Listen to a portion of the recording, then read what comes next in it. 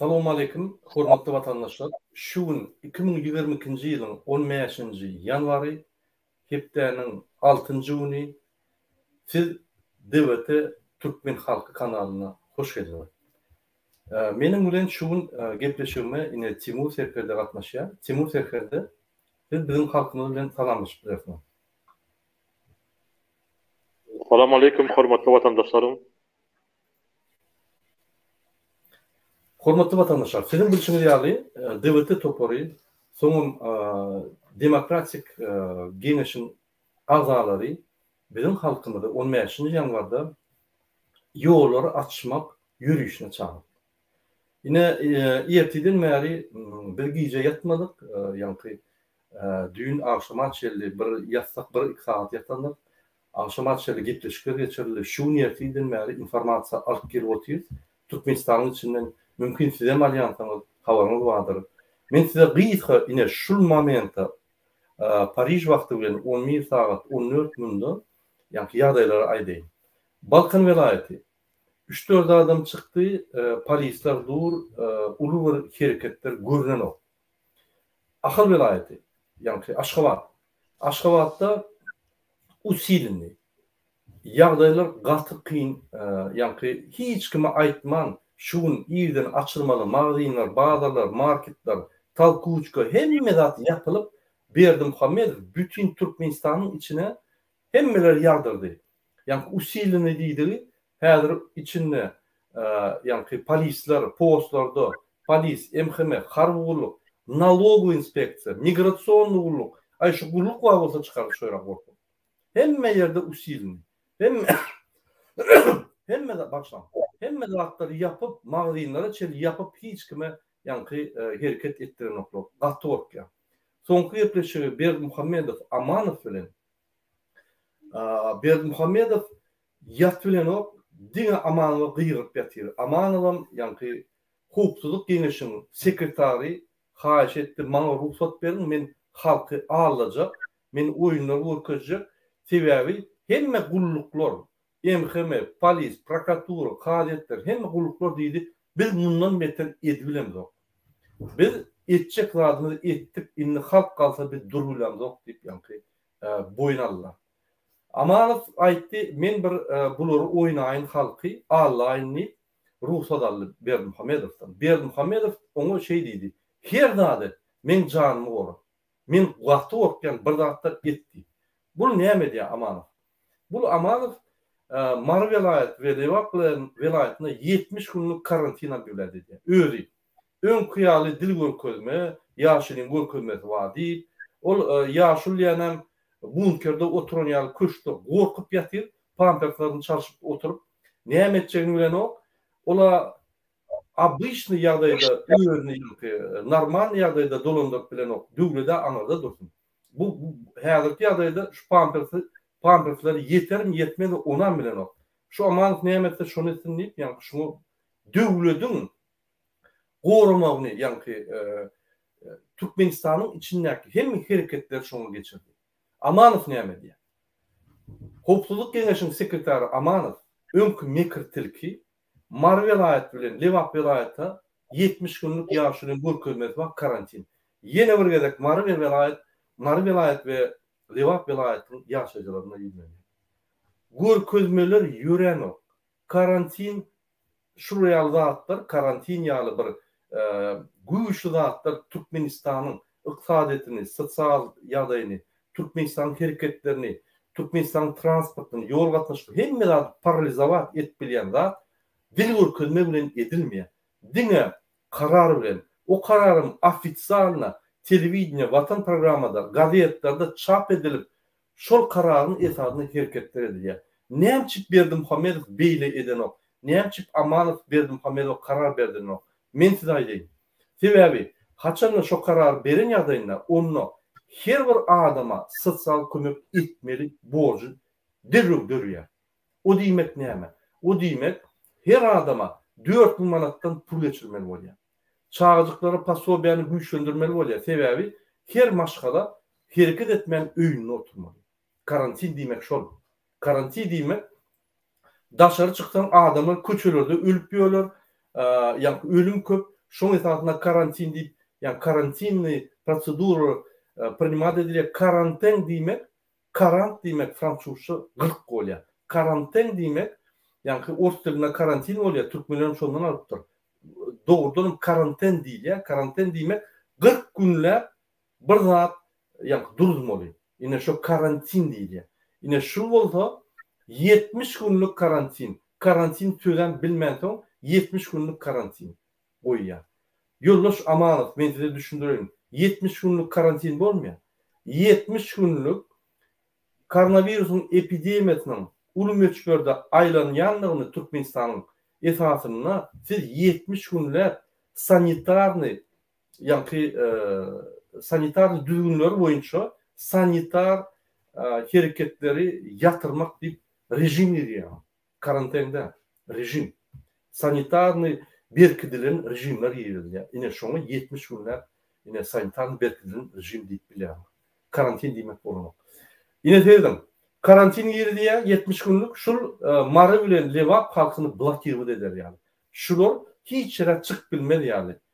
Oturur ýaly ine şeýdi. Ünsörüm. Marda ine ahal aýtdy menden bolup geçýär. Hemme zat ýapyk, hemme zat usilini hiç zat açykda berkarar beýleki mekan bazar sentrler ýapyk, talkuçky ýapyk, hiç zat edenok köçe dök bilenini dökdi. Hemme gulluklar şeýdiýär Berdimuhamedow. Şundan beter biz hiç zat edilenok. Biz limitimize geldik. Ýadyňyzda bolsa men aýtdym, Berdimuhamedow öz limitine geldi. 12-nji ýanwarda Howpsuzlyk Geňeşine çykyşyp limitine geldi. Hemme organlar limitine geldi. Bizim tek başlandı o. Eýen bular limitde. Ine şul halkyň güýji diýilýär şuna. Görýärmi? Bizim tek hereket edemeden dok eýen bular limitde. Ine ünsörüm. Ahal velayeti entek hareketler görünen ok, adamlar aýlanýar, ýöne üýüşüp häkimiň öňüne çykýan ýok. Aýlanýar daşyna polisler, MHM we beýle gulluklar salgyt tutuklaryň içine goşupdyr. Şolaram aýlanyp, ýani adamlardan soraýarlar, näme işleýär, üýüşmän gaýrat edin. Hiç kimi atanok, hiç kimi kelek edenok, düşündürüş geçirdi. Hemme ýerde. Ine şo mikro ýitit strategiýasy Amanowyň hiç zat etmeli adamlar ağlap ýene de öýlerine toglap kalmaly. Mar velayetde adamlar çykdylar. Mar velayetyň halkyna, ýaşaýjylaryna men uly minnetdarlyk bildirýän. Diňe opozisiýaň adyna näle bizim halkynyň adyna. Bizim öňüm tamamy mardy. Onuň näçik mary? Mar halky bütün ömrüne öz azatlygy üçin berk göreşen halkyň birdi. Iň öňde gidiji azatlygyna göreşen mert halklar. Mar halky her wagt hakykatçy we adalatçy halkdy. Mar halky iň kösenýän halkdy Türkmenistanda. Lewapdan soň iň kösenýän halkyň birdi. Şoň üçin mary watandaşlaryma, mary dogunlaryma, mary ejelere, mary kakalara, mary dogun garnaşlara hemmäňe köp taňyr ýakyn bilim. Hemmämiň bizim watanymyzyň halkynyň adynan köp taňyr ýakyn. Marda adamlar çykyp velayet häkiminiň ýerine barsa, şo ýerde polis, salgyt tulugy, MHM, harbugulugy, şu gulluk bolsa çykdy. Şolar haýyş edýär berip gelmeň häzir karantin edildi. Karantin gutorsun soň nimet bolar? Ýola gaty berk ýapyldy häzir. Sebebi karantin, koronavirus wa ine adamlar ölüp durlar. Biz bir-birimize howpsuzlyk salmaly, gaýrat edin. Adamlar diýip, bu adamlar kowyarlar, ol adamlar başga tarapyndan barýar, ýene şol adamlar gurlaşyp, bular ýanky itmişkiýaly aýlanyp ýörler. Ýöne hiç kime uranok, hemme zat parahat ýollar, hemme zat düşündürüp, ýanky düşünüş derejesine geçýär. Egerde Amanow ýalňyşlyk goýberýär, bir ýer atylsa, urulsa, ýa-da zat etse, bütün Türkmenistan alýar. Gaty düşünýär. Şonuň üçin ine mar halky dowam edýär çykyşlary. Biz size habardar edip dururuz. Lewap halky. Lewapda ýaşaýan vilayatleriň ýaşaýjylary. Size de köp taňyr ýalkyn. Biz öňüm bilýärdik, Lewap halky iň kösenýän, iň adalatly dolandyrýan, iň soýulýan, iň gynalýan halklaryň Birincisi de. Mar vilayetlerinin köp kösenye. Nämçe Lewap vilayetin adamlar daşınna 70-80% daşına gitti. Kıyın gününe çıdaman gitti. İçindeki donarnaşlarını gollamak için, şoları finansiyo etmek için, şoların can sağlıklarını, yani sosyal maddi adaylarını goğuluşturmak için. Türkmenistan'ın parahor, idiot, psikiktardan kesel prezidentin borçlarını, üyelerine yüklep Türkmenistan'da daşına gittiler. Yine şunun için Mari ve Lewap vilayetinin yaşayıcılarına men ulu minnettarlık bildiriyen ve sizden katı oynayan. Türkmenistan'ın daşında da, içinde de Mari, Lewap, dine öňe siz tüweleme, siz ýaly adamlar bilen hem yaşamaly, siz ýaly adamlar bilen hem Türkmenistan'ı gurmaly. Sebäbi siz watan üçin can beripdiljek, öňe gitjek adamyň biri. Şonuň üçin Lewap vilayeti 600 adama goly çykdy, iýiden oğluna, şolar üýüşüp baranna, şol ýerde yaralı spetsnazam yok, beýlekam yok, polis, salgyt tulugy, MHM, harby guluklar, başga da guluklar gelip taýş edip, şolary gaýrat edin, karantin, birek birine hok salma, zat dip, ýa-ni bular sok böler ýöne, Lewap vilayetiniň ýaşaýjylary iýine gaýtjak bolanoklar. Hälem aýlanyp şo ýerde gezip ýörler. Bular ahir Mari bilen vilayet alýa. Oňa o hakda gurunýok. Wagt çekmek bilen Amanow hiç satmıyor. Wagt çekmek bilen Amanow dine Berdimuhammedowyň pamperslaryny gutardy. Başga hiç satmıyor. Şonuň üçin Lewap halkyna, Mari halkyna berekella, biz sizden gaty minnetdar. Siz öňüm, häzirem, geljekde de Türkmenistanyň döwleti dayanjak halklaryň esasy böyle bolsun. Yine Daşul vilayet boyunca mende maglumatlar yok. Men aktivistlere yazdım. Entek anladan maglumatlar alıp bilemok. Berdimuhammedow iň soňky limit görkezmelerinden soň internet 1 saat açylýar, moşna 2 saat yapylýar, 1 saat açylýar, 2 saat yapylýar. Şunun olmaýaşynda internet ýagdaýy kyn. Ýörüýte hemme yerde Türkmenistan iň usilini nokudyna geldi. Men size bir zat edeyim.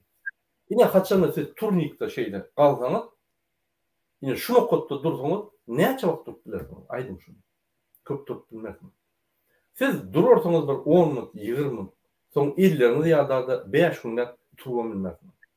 Yine şunu ýaly, usilini ýagdaýda biz Berdimuhammedowy sakladarys. Bizimni on meýaşy däl, günne de çykmaly. Indi durmaly. Halk arkyň öýüne ýatmaly, iýden çykmaly. Öýüne ýatmaly, iýden çykmaly. Haçanda biz köşkün öňüne baryp, şöyle 10 ýyl dursak iýdim gaýtmak. Şoňa çenli şulary ýadadyp, usilini bolsa mundan meter bolsa, salgyt gullugy iýden agşama çenli köçede durmaly. Şular inni Berdimuhammedow üçin öýler sögün köçe çykyp soğukta durmalı yani etme şunu. Başkalar yok. Şular usilini durmalı. Usilini bularım kanun bozayan olsa usilini durmuş şuların bütün durmuş olmalı. Biz olsa halk akşamlarına artın yatıp ertiyden yine de protestler çıkmalı. Şuraya men size teori strategiyany aýdýan. Son bir gün biz belli bir günü bellep onunla yine bir muşum çıkar. Ýöne şoňa çeldi biz bulary ýad etmeli. Yine şu momentda 14 saat 27 minut çelli Türkmenistanyň içinden gelen habarlar. Men gyýyp aýtdym, detallar köp.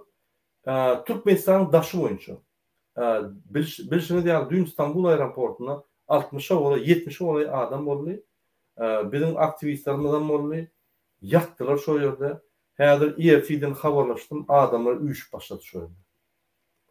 Şo ýerdäki maglumatlary men dogry alan soň size görkezem. Yine şonuň üçin hormatly watandaşlar, biz näme etmeli? Biz hereketlerimizi duruzmaly. Sebäbi serdiň şul adamyň ady Gorkokda Gurbanly Berdimuhammedow. Bulundy pampersiz ýürek we ýaşap bilen. Ünsverin. Nämçi? Sebebi öz paraxorluğunu edip, gezip, hezil edip, gitara aydıp, halkın üstünden gülüp, konstitusiyanı söküp, düzüp, yamap, yırtıp, heziller etti. On meşin. Heziller etti. İnni halk o yönlü, düşünlü, inni halk billi, Türkmenistan'ın içinde konstitusiyanı yürütmeye dine bir organ var olan halk. Bunun ne de Adalet Ministrliği, ne de prokuraturası, ne de emhime kulluğu, ne de polis kulluğu, ne de hukuk koruyan hemme kullukları konstitusiyanı yürütmeyen o. Bunları kontrol halk etmese, Türkmenistan'ın prezidentini kontrol etmese, dine konstitusiyanı bozup halkı kıynap edip diyorlar. Yani şunun için inni bul düştü. İnni gitara tam yok, hiç adam yok. Gitara Pampers'a çalıştı. Dine Pampers'a vermek kaldı. Şunun için biz Berdimuhammedow bir kanun eylap durun yerinden ayırıp Türkmenistan'ı logika taydan özüş yoluna koyup Türkmenistan'ı tutuyoruz. Türkmenistan'ın idiot kararlarını biz duruzoruz. İdiot durmuşunu duruzoruz. Halkın Türkmenistan'ın halkını gava öňe türmeden bolsa inni öz kılık kıyafeti bilen psihbanitsa etjek adamı ayırıp biz Türkmenistan'dan psihbanitsany ayırıp üsünü. Men size bir misal getireyim. Yine dün maglumatlar alın. Inni Türkmenistan'da bir çıkış edip gelýär. Ýollar yapyldy, maşgalar bozulýar, görgüller adamsy daşyna galýar, bir kıyla soňky wagtlar ondan köp daşyna galýar. Ayal maşgala içinden galýar. Çağırır, bak bilmeyen, kösünüp, ayal maşga başka yerini tapıyor, ya başka bir ýagdaýy ya. Adamsa daşyna galyp, mezbur ýagdaýda kösünüp, içine alıp stres alıp, ya ölýär, ya da bir maşgala tapıp täýärden, ýa-ni durmuşyny unutup başlaýar. Bu zatlaryň günäkary ine şu adam, sezdim şunu. Şul paraxor, kezzap, yalançy, allakçy, gitaraçy, atçy, velosipedçi, psihik taydan, killeti giden geroinçi Berdimuhammedow. Kaçan mesele ayrılışan mı o zaman? Men öňe aýdypdym. Geroinçi Berdimuhammedow'un günäsi boýunça aýrylşan. Sebäpsiz maşgala bilen bolan zok. Bir maşgala 6 aýlap bir-birinden daş bolýan bolsa, inat etip aýryşmany bar. Ol tebigatyň şertleri, ol bir ýa-ni durmuşyň şertleri. Gynansak da. Şunun için bular näme diýär? Statistikany gizläp başlady. Aýrylýan statistikany häzir alsaň, soňky bir 5 ýylda seretseň aýrylýan adamlaryň müçgörü köp. Zakslar, ýa-ni agzalary dogry aýrylýan adamlar. Bu näme diýär? Endi Türkmenistanda bir adam aýrylşak bolsa, aýaly bir eýer tapmaly, eğer bir ayal tapmaly, ikisem zaksy bar, ine biz aýrylşak, ýöne biz täze maşgala ýatyp şu ýerde aýryşyp, şu ýerde zaks edilýär. Statistikan bolmaýar. Görýän näme psihik taýdan şu kesel adam Türkmenistany ýene de kesel ýol bilen, ýa-ni psihbalnitsaň içindäki düzgünleri, ýa-ni Türkmenistana hökümet tarapyndan ornaşdyryp bizim halkymyzy psihikiski yaramayan adamın mecbur haline gitmek ýollar. Biz bir sağ adamdan psihbalno adamlar ýasýar. Bizim psihikamyzy üýtýär şundan.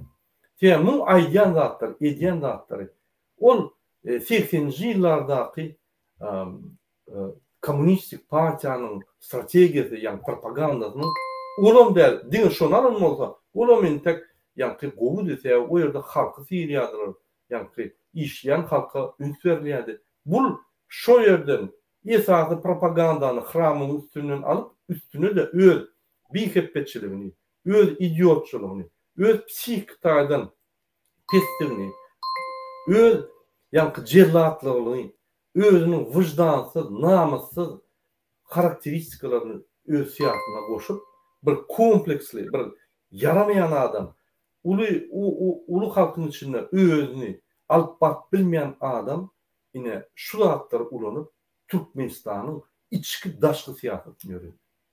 Şunun için biz kösenýär. Şunu derek bir Normalny adam bolan çopanam bolsa biz bugün öyle düşünýän.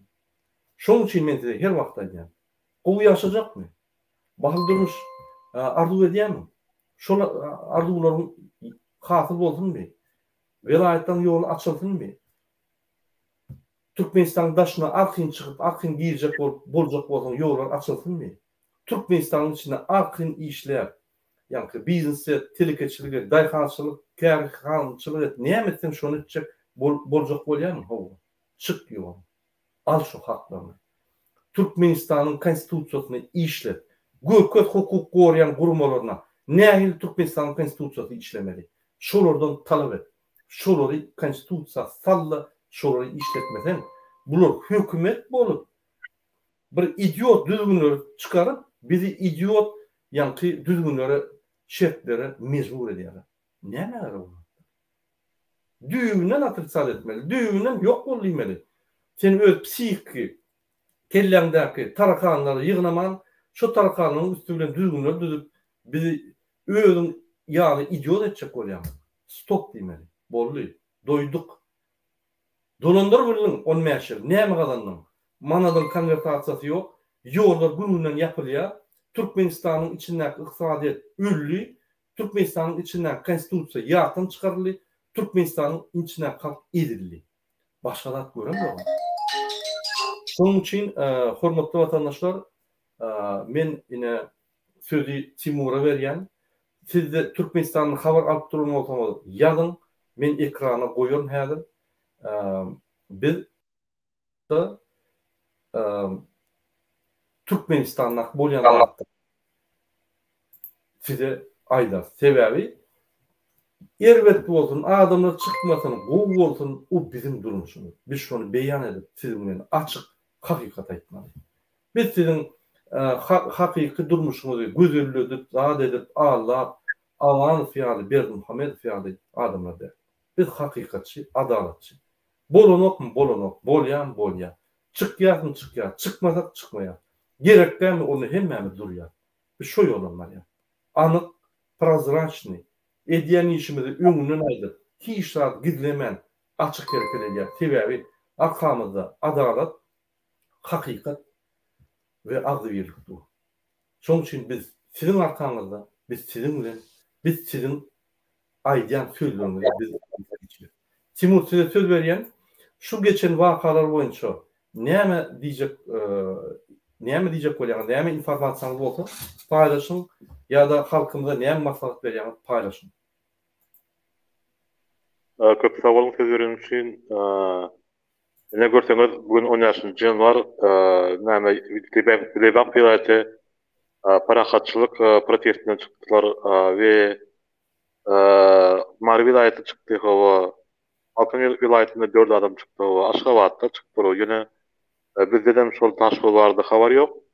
Ýöne men köp minnetdar vilayatlarymyza, 5 vilayat, 5 togan hemmemine birlikde güç şonuň üçin hem ine bugün çykdylar hawa parahatçylyk hawa köpdegendirdi hawa öz çağalary üçin, öz gelejegi üçin, öz durmuşy üçin hawa şu rejimi ýok etmek üçin çykdylar hemmeti para indiki gelecekde şu çıkışları indi şu protestleri kaytalap durmaly, daşyndan içinden şol haramzada Gurbanly Berdimuhammed narkoman, şizofrenik gidinçä täzinde ol haramzada bütün Türkmeni mazhar etdi dünýä arenasynda we häzir şu dünýä türkmenleri şunu ýigrenip dur. Ol adam Ortaýda, Amerika, Ýewropa hiç günem gerek däl.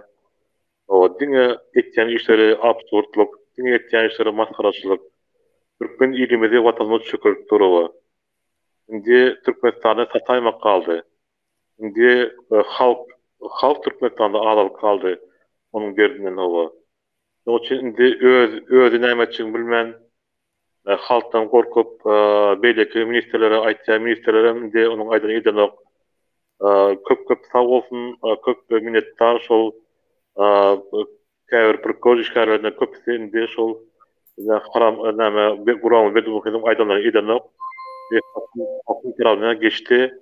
halkın tarafına geçilmeyi özlerini görkezler ve özlerem telefon edip aylıp durlar baba. Ine şu boltlarını atar, ine şu bize şu gerek deyip baba. Indi biraz vakt kaldı şu bir kayır içinde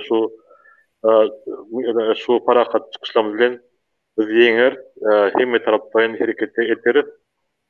Gerekli kollar, tüyüne siz taraftan ilgili vatandaşlarım köprek bize malumat gerek. Eger de biri kim motoşu olsun Türkmenistan'da vakt geldiğinde Türkiye'ye çıkmasa başka çaremiz yok. Onun için indi şu çıkışlarınızda ya belki pagondaklar ya organ işleri bir ne doğru iş etti ya da e, hak kanunu bozsa onda şol malumatları bize okutamaz. Biz onların çaresini görürüz, onlarla gıdıklanır ve onları işten çıkarmana ve yaşları mazhar edip Türkmenistan'ın çıkma yadayını görürüz. Şimdi iyilik gitmek yok. Şimdi öňe. Dağolun eriz vatandaşlarımız hemmeğden bizim öz doğanımız, öz vatandaşlarımız hava. Onun için öz çağalarımız için çıkan için, öz vatandaşlarımız için, öz vatanımız için çıkan için köp minnettar.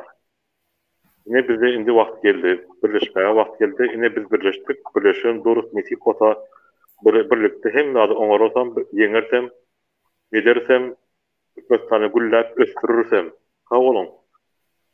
Köp sağ olun Timur. Aydın sözleriniz için, halkını her vakt gollap çıkış edýäňiz için köp sağ olun. Serdim. Yine şu maglumat, mene mazlum şunu 3-4 yerlerden, iyiden mağdan entek yanı protestler başlandı. Yani adamın çıkışı başlandı. Bu protestler, bu sosyal yürüyüş. Sosyal yürüyüş demek ne hemen? Yine bizim halkın problemlerini, ağır problemlerini çözmek çıkışlar, yürüyüşler. Haçanda siyasetçi yürüyüş, yani adamlar çıkarsa onunla siyaset maksatları önüne koyup siyasetçi önüne durup yine o siyaset çakışlar, siyaset miting protestler oluyor. Bu olsa halkın içindeki problemlerin en esas bölüklerini halk öne çıkıp çözmeli. Halk öne çıkıp Türkmenistan'ın konstitusiyasının bardığını yaatladı hükümede.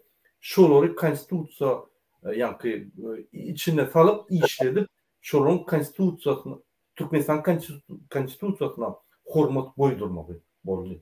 Yine yani marda hekimlere barıp talep edipdir halkımız.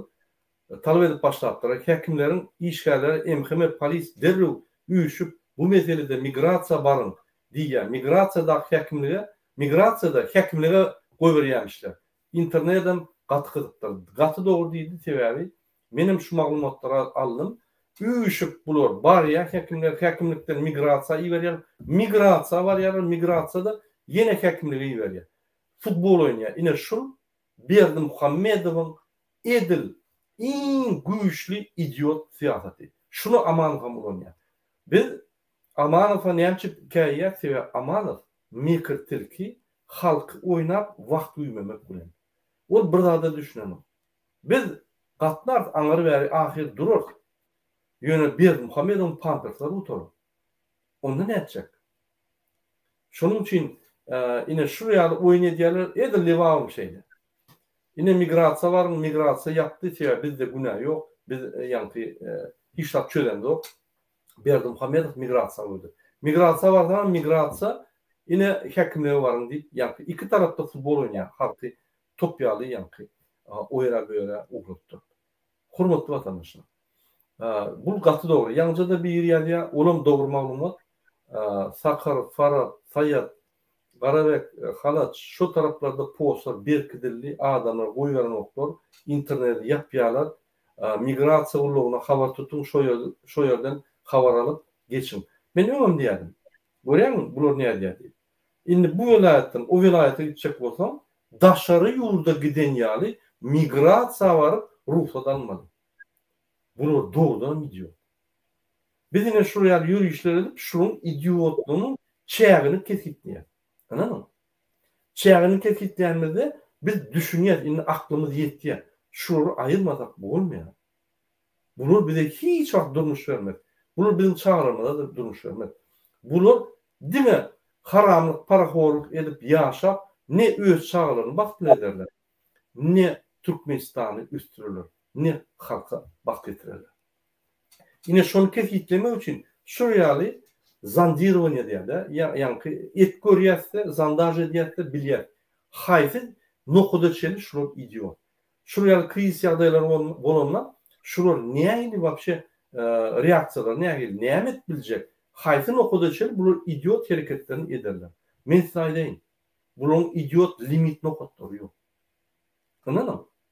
Yine men dün yoldaşlarımla ulaştım. Şu yerde Amerika'da bir tane tercüme ediyen aya gurun veriyor. Guruluşup, yani benim bir aktivistimle guruluşup, gen veriyor.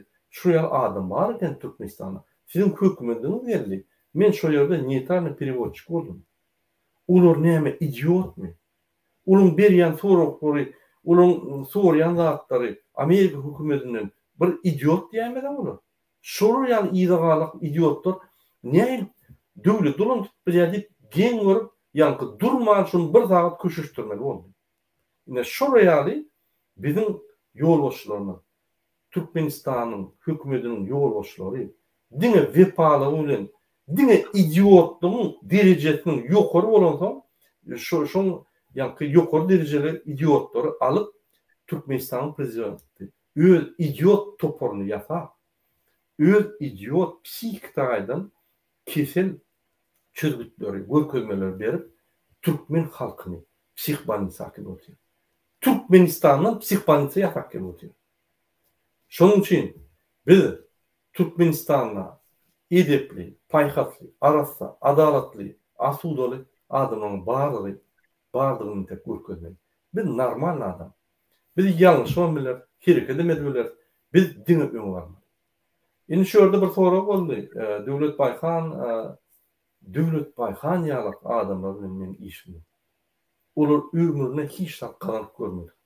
Dine adam satıp, patstav edip, provokasyon edip, adamın ünsünü başka tarafa akıdiyana. Serden, bize karşı emhime görüşüyor. Yalan maglumatlar aydiya, töhbetler aydiya, dağıtlar aydiya. Onun şurada dedi. Şol metodiçkadan. Şol için şartlıktan çıkış ediyor. Şol için yankı onun kanalına şuraya adamlar çıkış ediyor. Hani Türkmen halkı devleti de kanalına şartlık çık etti mi? Ya şurayalıkları yol var mı? Yok. Dönükler, idiotlar, özünü yankı halkın önüne töhmet atıp ağzından yerini aydayan idiotlar bizim kanalımızda görmüyorsunuz. Biz dine bir özüne görmüyorsa halk için canı verebilecek vatandaşı adamları görürsünüz. Biz dine halkımıza kovuluk verilmedi. Biz öz kanalımızdan yaparız. Şunun için biz sizin için ve sizin kılmaktan. Hormatly vatandaşlar, haçan sen öz haklarını korusan, ya haçan sen öýe aýtjak bolsaň, o provokasiýa. Sen öýe aýtjak bolsaň, İstanbul'un merkezine barman, ne? Sen öýe aýtjak bolsaň, aeroporda barman. Sen İstanbul'un merkezine barsan, sana aýdarlar, sen näme çykyş edýän? Men öýe aýtjak. Bar aeroporda. O men size anekdot aýtyp berdim. Ýadynızda bolsa bir täze urs, yankı 90-njy 2000-njy ýyllarda bir täze urslar peýda boldy. Öňki bilim bolmadyk, terbiýet bolmadyk, ýöne hereketlerde gatçalyk bolan soň bular derewjik pullar ogurlap reket edip, baý boldular. Bilim derecesi ýokary galman, ýetişmän soň, dine baýlyklary ýokary galan soň, olara nowy ruski diýerler. Täze rus adamy. Yine şol bir täze mikroraýona göçüp barýar. Akşam baranla 20-den 22-den soň ýa baranla dine bir apteka işleýän mikroraýon. Şoňa baryp 2 san çörek berdi. Aptekalar diye doňjan bizde çörek satýan bu apteka. German diýsen, Lat diýsen satar ýöne bize çörek satýan. Ay gyýyşyp 2-3 saat şolar bilen süýüşüp, olar ugraja edip pistoletini çykaryp ýanky. 2 saatdan soň gidýär. Indi buların bu idiot ne yaptı ya? Ertesi gün yine 22'den sonra yine gelýär. Yine 2 saat çörek bilýär. Yine pistoletini çıkarıp gıyırıp, bular süýüp da edip yine bilýär. Buların yani içindeki işleyen personal bu şey diye be. Şu idiot doğrudan çölde yaşayan bir yerde çörek alıp koyuyor deyip 2 saat çörek alıp koyuyorlar. Üçüncü gün eline yeni geliyor bunun beğenip çörük çıkarsa yok kefir vermiyor. Doğunca neymiş kefir? Dünkü önkü günlerde sen çörük diledin diye. Men çörük boğuşap diye kadardım. Şimdi bana kefir vermiyor. Şurayali bir logika taydan hareket bilimleri bolmansın, hareket etbilmeyen ya düşünmeyen adamlar bu provokasiya diye yeni bir zatı halkın üntünün başka tarafa solar. Sen çörük almağına var ya mı? Sen hükman çörük satlayan malıyla var mı? Sen derman alayan mı? Sen aptiyaka var mı? Başka yerde yok. Şunun için biz kaçacak oluyor mu? İstanbulski aeroport. Nemçik. Yine Özbek'te şuraya yol açtılar. İstanbul aeroporda var. Nemçik biz şu yoldan gitmeli. Nemçik biz yollar açmak için başka yere gitmeli. O bir. İkinci. Biz karıştık. Pasolosluğa gittik. Konsolosluğa gittik. Bizi yankı atkaz edip düşündürüştü. Hiç tat bilen de o. Hiç ki bana adam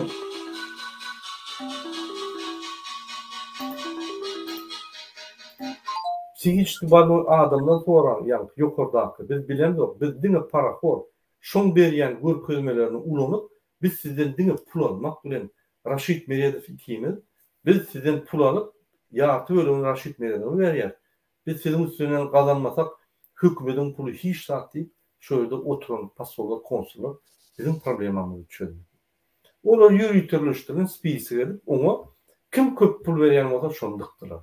Sen yaralsız ol, sen ölecek ol. Onu söyledim. Şoň için yine Türkmenistan prezidenti daşınma kıyık hareketler duracak ol. 3 tane İvan reisi. O hiç. 3 tane İvan reisi de men size häzir videony görkezler nähili adamlar otuyor. Her bir riyattan yankı başka riyatta adamlar otuyor. Yankı ortada riyat boş. Näme şonu doldurup bolmaktan öldü. Koronavirusdan keselinden korkuyor. Koronavirus keseli adamlar içinde maskasız otuyor. Bir adamın bolsa geçer, 100 adamın bolsa geçer, 300 adam. Eger sen oraya bolyan bolsam, onu maskalı kombinezonlu tutmalı. Oraya korkyan bolsam. Ya da beýleki aviakompaniýa, döwletler ýaly her kimde maska bolmaly, vaksinasiýa bolmaly, samolýota minjek bolsam. Ve her yerde oturmalı. Maskanam çıkart koy, men köp aldım samolýoty. Çıkart koy, gönü stewardess gelip aýdýa, gayrat et maskamı giyin. Maskasız içine oturup bolmaly. Dine çörüğünde maskanı ayıyan iyan deli uçuk giyin. Men häzir video görkezem, şo ýerde görürsüňiz. Maskasız adamlar samolýotda bir men ýene bir idiot döwletin даже yankı hatta gowuz adam idiot yankı metodlar bilen ideýalar onu gürkünç bolýar. Şoň üçin biz buların üstüne dine gülmeli ve güýçlenmeli. Biz psihbanisadan normal döwlet ýaşamaly.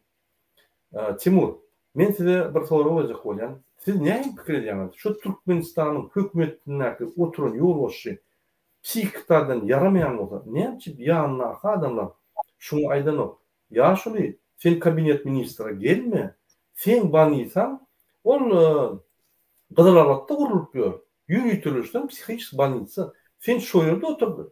Öz ýygnaklaryny geçir. Beýerde gelme sen sebäp biz düşünenok sen edýän işlerinde aýdan zatlar. Şul prezidentiň ýanyna şul psihiktardan bir kanun prezidentiň ýanyna adamlar olar meýan psih bolmaly ýa olar iki ortada durup paraxorluk edip şunu ulanyp şoň ýanky diýen görkezmelerini ulanyp şunu sözlerini ulanyp paraxorluk edip halky edip ulanyp. Näçe şol şonu düşünýän ok. Sen kabinet ministrine gelme. Sen psihpanitsa bap şo ýerde geçer. Şo ýerde Napoleonma, şo ýerde ýanky Sokolowma, Zhukovma, Stalinma, Leninma şolaryň üýçde ýygnaklary geçer. Şo ýerde kabinet ministrine taýlan. Şolar bilen bollar diýip näçe şolar aýdan ok şoňa. Näme pikir edýäň? Indi şu häzirki wagtda ýanynda Gurbanmoğlu Berdimuhamedov ýanynda bir näçe ýallaklar galdy. Şu ýallaklar indi näme? Şu diýip onu ýokarda aýtyp geçdik, özüne aýtyp geçdiňiz şol näme? Ýene şol näme o arasyndaky aragatnaşyk şu Gurbanmoğlu Berdimuhamedov ile şu ýallakçylaryň arasynda bir näme bar o bir sezýüşi momentda. Olamasa şu öz korrupsiya bilen şu adamları, halkları ezip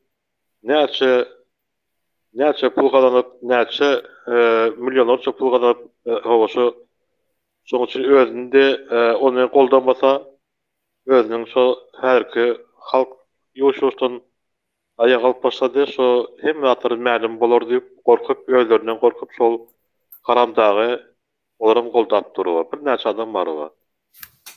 Şoň üçin şu atary bir aýdyp dursak olaram indi halkyň taradan geçmese, öz edin poklaryny boynuna alıp halkyň taradan geçmese olaram nisip bolsa odan debeden çıkarar. Öyle kaçıp geçişmeyenka. Kaçıp geçişmezler ama o. Ol hem adam ma'lum barda hiç ile kurnavlat yok. Hem adam biliyor o atlar var arada. O. Sağ olun. Şeyle düşüncem var benim.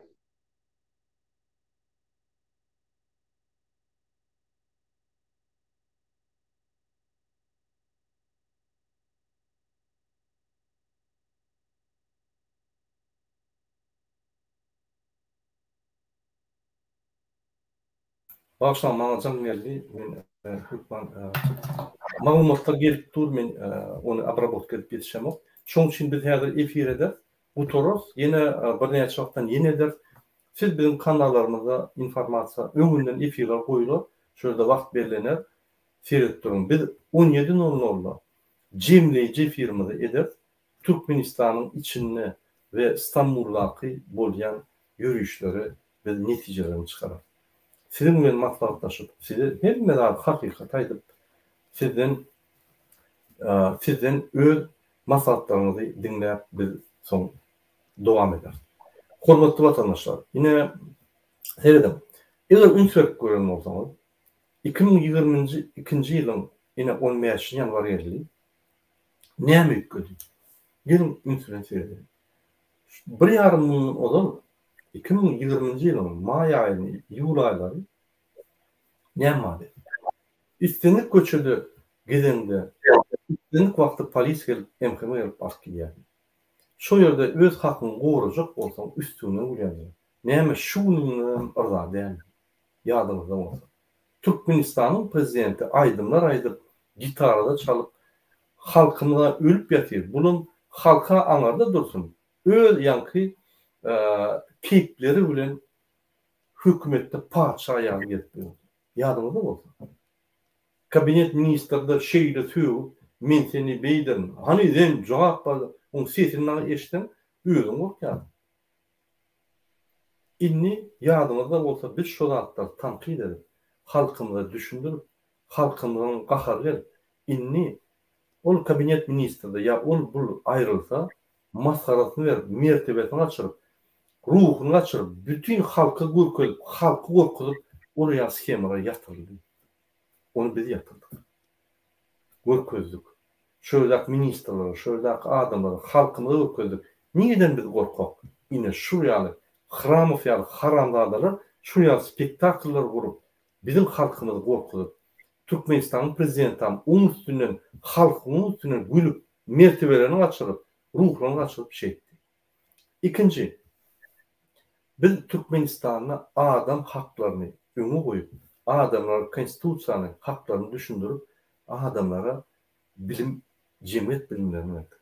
Adamlar inni öňe hekimlikden gorkýan bolsalar, hekimlere bar gapyny dipip, näçe bul bolanok, näçe nemeden ok diýip talap edip başlady. Inni hekimler adamlardan gaçyp başladylar. Öňe hekimler baranlar, ýanky ýokurdan bir perişde ýere düşen ýaly bolýardy. Inni bu gorkýar adamyň ýanyna barmady. Ya adamlar sorgulayıp başladı. Adamlar konstitusiýanyň esasynda näçe sen bize hyzmat etmeli adam, şunu bolýan diýip talap edip başladı. Ine şunu diýdi ýa, Türkmenistanyň konstitusiýasyny Türkmenistanyň içinde ýürüdip biljek ýekete halkdyr. Ne sen hukuk gorýan gurumlaryň, ne sen prezidentiň paraxor, olam psihik barnoy bolsa, ola ýadyňyzdan çykaryň. Konstitusiýany söküp, ýamak kesip, ondan bir näme ýasanyny Hudaý bilsin. Onun ýanyna paraxorlar, men size Amerikada masallar düşündürdüm. Din Amerika'da, Avrupa'da da men eşitýän. Olar gülýärler bolmuş. Ine şu ýaly adamlar bizim döwletimizi bütün dünýäde görkezýärler. Kimdigini. Bizim döwletimizi maskara edýärler. Ony TVT toplary, opozisiýonlar, aktivistler maskara edýärler. Biz beýançy. Biz görün eşitin tutumlarını aýdýasy. Siz bizden ne bolýan olatdy. Ýöne esasy aktyor şu zatlar edip ýören Türkmenistanyň bi-kanun kezzap, paraxor, psihik taýdan yaramayan atçı bir de benim çıkışlarımda dedim maniyeli, dokazatstvalı, yerlikli çıkışlar etkili. Onun çıkışlarını dedim. Gurlememeden olanı. Men psikologlarla uğraştım. Onlar diye sen sesini eşitýär misin dedi. Ol bir sözü ikinci gerek şuraya manada ayıp bilen o sindirip yank aydım edip çektirip aydı. Onun kellesi gitti diye. Şunun için inni hem yerde öýüni goýansoň şunu wara ekspertiza edip bolany, şu kesellerini keziklep bolany. Ine derdim 10-njy ýanwarda terroristler öldüler. Özü terrorist bolup aýdan zatlaryny özü gulagy bilen dinlese, özüni tutup men şöyle. Şu ýaly bir idiot. Ne şu ýaly adam sizi niýe akdyr? Diňe 15-nji asyrda. Diňe adam gymmatlaryny halamayan ýere. Diňe adam hasap edilmeýän ýere akdyr. Ine derdim. Şammy diýýäni häzir özüniň prezident bolmak ambisiýasy bar. Bu pikirde men näçe prezident bolýan, näçe men gitara çalmaýan, näçe men daýym çaldym. Näçe Serdara berýär. Serdar gorkak.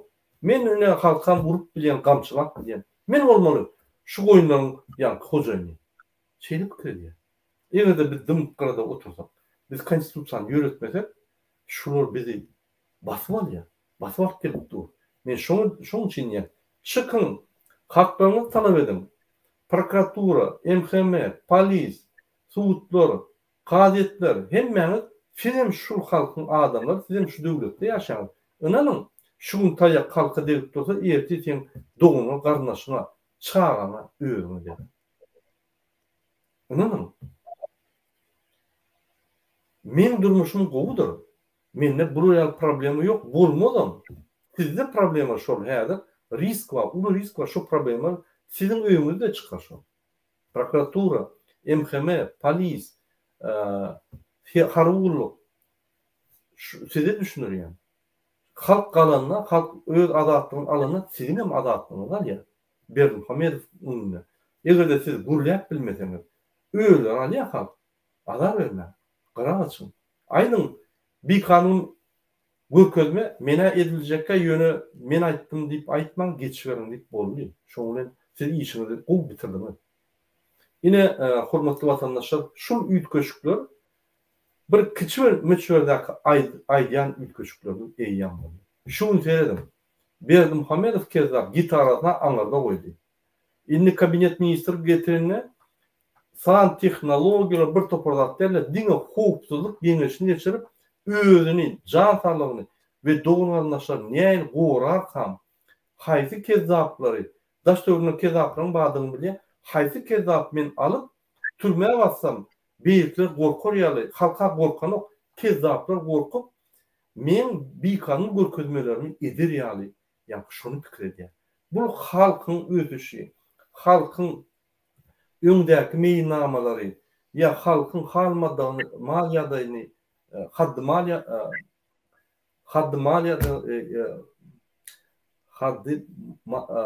ýagdaýyny, hal maddi ýagdaýyny gowlaşdyryn diýeni. Sebebi bu adam şu ýerde oturmaly. Hiç wagt şu saýlanmaly. Bir halk öňe akitmek ýerine, jogapkärçilik ýerlere saýlamaly. Bunun jogapkärçiligi ýok. Bu psihiki yaramayan adam näme jogapkärçilik etjek şuna? Ine men dün bizim aktivistler bilen giýje ulaşdyk. Şöyle bir soru berdi. Mana da ne şu adamy bir real hakykat seredip goýsaň, niýe iş goýup bolýar şunu? Maňa üçin şöyle aýran ýagdaý. Men diýdim, ЖКХ, ýa-ni dom upravleniýede kiçik bir owan dom upravleniýasyny ýol başdy. Edip goýsaň şöyle zaval ve yankı zastoy ediyor şuna. Şuna mı orunda? Yine şuraya adamı Hramov iki tane Türkmen değil Jadanı kisi öňe çıkarıp halkı eder yani. Tupoy adam yani halkı tupoy eder yani. Bizim döwletimizi oğurlar yani. Son öz halkına aydıp bizim döwletimizi oğurlar Türkmenleri vatandaşı koyar yani. Gaty bu iş strategiydi. Şuna ünsür. Serfak bolun. Türkmenistan'ın prezidenti psikiktadan yaramayan adamı her ine İsrail'e gidecek bolýar. İsrail'e bak şöyle bir kredit verirler 10 milyar dolar. 10 milyar dolar Türkmenistan'ın eksport gideceti yani yıllar gelen eksport gidecetinden 1,5 etsi uly. Hiç vakit ettim ya. Sebebi o 8 milyar 7 milyar gidecetini şunun içinde hemme çıktıcıları ayırsan böyle 100-200 milyon alıyor. Ayda yılda 100-200 milyon berip bilýän bolsam sen 14-15 milyar doları kaçan berip biljek? Sana şert koyulýar. Onu berip bilmesen onda sana şert koyulýar. Bize arenda ver yerleri, bize şunu deyip bizim vatanımızın toprağını bulur başka kontraktın üstüne alır. Näme bilýär? O halk bilen sen oynatma arkasında Amerika'da o halk bilen sen oynatma. Olar bir dokument edenler hem advokatlar şu haktanlar. Vatanını edir gidirer. Bir tane aramızdan iň samsagını çıkardık, bulur vatanı olacak. Sertap bolun. Şurada 4 tane oyun oynadık gibi oturuyor. Berdi Muhammedov bizim vatanımızı oğurlap, yolbaşı olup yankı paça olacak bolýar tohum bilen. Jadan Hramov vatanımızı Berdi Muhammedov'tan oğurlap krizide batırıp toprağımızı alacak bolýar. Olar täze vatan bolýar, spakoýny yankı bakty ýaşar ýaly baý döwlet bolýar. Ine İsrail'in nime gatlaryny Allah problem ýok. Han çykdylar, zat atdylar. Indi şu ýerde yankı bu tarapyndan alsa Iranyň atlaryna olur rahat ýaşar. Şu ýerdäki nomenklaturyň çynownikler şunu agdaryp öýleri zahmat etjek bolýar we türkmen halky ahir konstitusiya esaslanyp öz haklaryny alyp täze durmuş, täze döwlet, adalatly, hakykatly döwlet kurjak bolýar. Ine 4 sany dur oýunlar bolýar. Kim ýeňer? Menin pikirimçe her wagt halk ýeňer. Näçe? Köplük, güýji, ine terden protesta çykman kap eýem bükülüp ýatyr Berdi Muhammed. Güýji ummasız. Ýöne biz agyr bolmaly. Bizim 10% halkymyz agyr bolanlar Türkmenistan bitdi. Diňe öňe ösüşdik bol. Ine şoň üçin biz agyr bolup bilemdi o. Bizi agyr etdirmediler. Ýöne şuraya ýürüýüşler bolmaly. Çıkıp harekette agyr ederler ya harekette bizi kontrol edilmeli. Biz dursak kontrol edilýär. Ýöne harekette edip bolany. Özüňiz bilýän. Timur, men size bir sorum var. Sizin pikiriňizçe, ine 15-nji ýanwar geçdi. Ine mysal üçin biz jemler. Bizim halkymyz 15-nji ýanwar çeldi. Bir durmuşy 15-nji ýanwardan soň başga bir düşünjeli hak bolarmy? Ya şol öz parhor hökmünden gorkup öz haklaryny almayan halk bolup dururmy? Näme pikir edýäňiz? Näme ütköçükler boldy? Ine şu bizim halkymyzda 15-njinden soň täze bir dünýä garaşy, pikirleri ütködmedimi? Ya öňküýän pikirler galdymy? Mysal üçin şundan bir kay bundan oğlum ýaly pikirlerimi ýa-da ütködmi? Şu hakda bir aýdyp berseňiz öz pikirlerinizi. Sağ olun sözleriniz için. Ine bizim halkımız şu güne deňeç näme öğrendi? Mesela öz kanuny hak hukukyny soramany öğrendiler o. Indi şol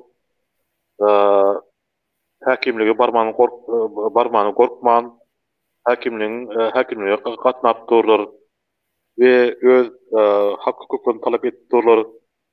Indi şol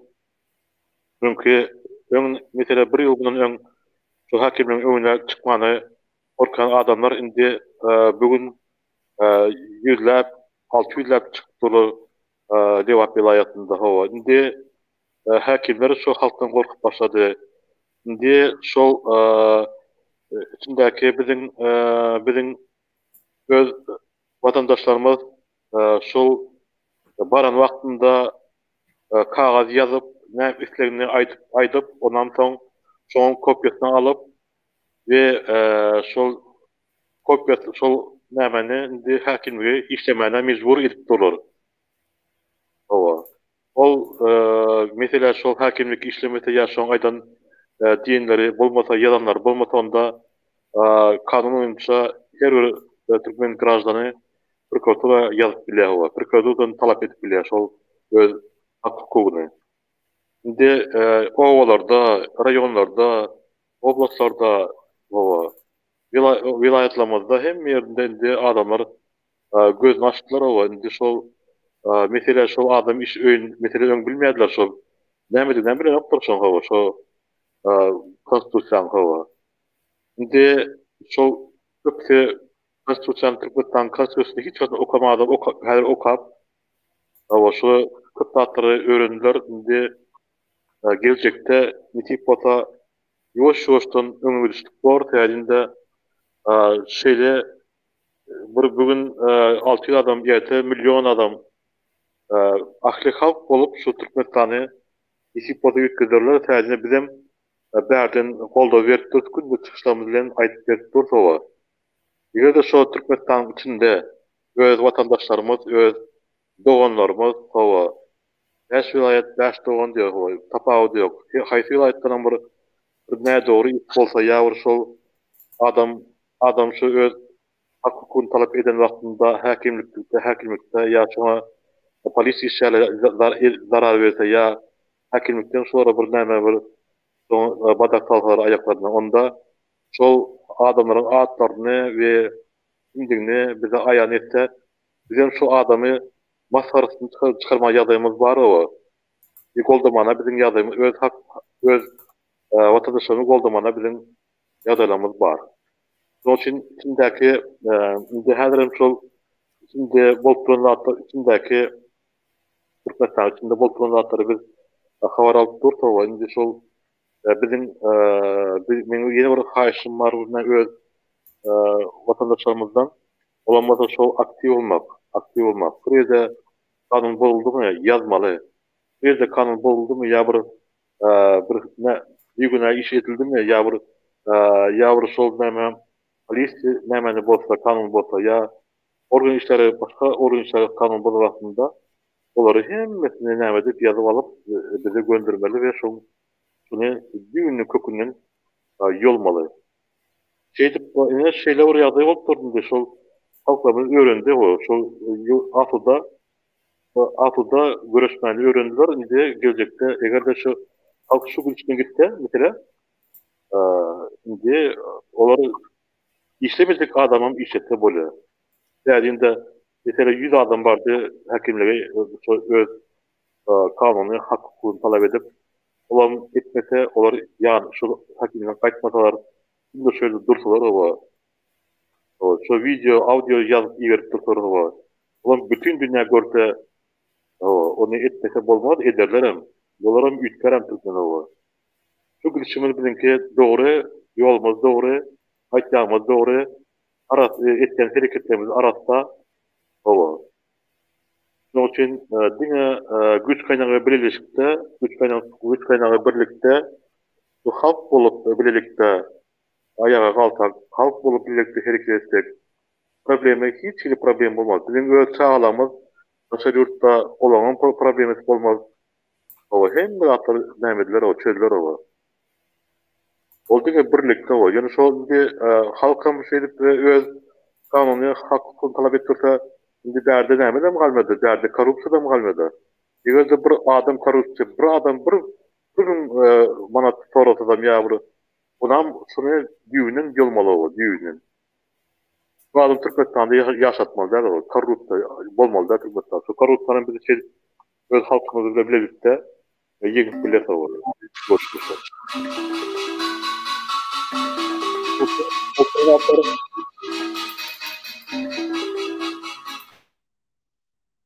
bolup duran zatlar hemmede halkyň dakbidine arasa hereketler, arasa işler, şoň üçin bu Berdimuhammedow häzir özüniň näme üçin bilen ok. Şoň üçin geljekde nisip bolsa şu başlan hereketlerimizi goýmaly däl. Şu başlan hereketlerimizi goýmaly däl we ýolumyz dogry. Hiç hile problemi bolmaz. Erde etken işleme sädinde dogry. Biz hiç hile Türkmenistan kanunyny bozamyzok. Şoň üçin nisip bolsa geljegimizden bar gowa geljegimiz bolarmy bu? Bolmajak zat ýok bolar ederiz. Gururuz sowa Türkmenistany.